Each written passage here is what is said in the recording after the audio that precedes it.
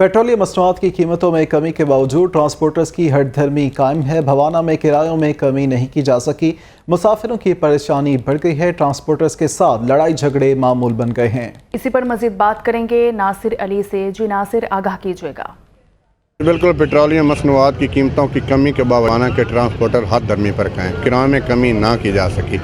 वाना के ट्रांसपोर्टर और मुसाफिरों के दरमियान लड़ाई हुई है, जिसकी वजह से ट्रांसपोर्टर वालों ने मुसाफिरों पर तशद्दुद किया। मेरे साथ मुसाफिर मौजूद हैं, उनसे पूछते हैं। बताइएगा, आपकी लड़ाई हुई है, क्या कहना चाहते हैं? मैं उत्थे गड्डी ते बैठा, मैं भवाने आना सी।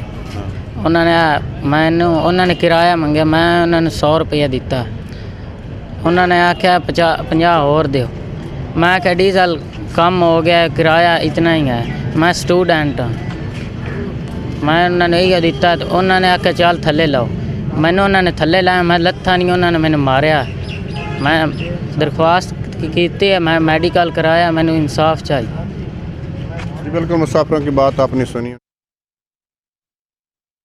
नासिर, शुक्रिया, आप हमारे साथ मौजूद थे। हाफिजाबाद में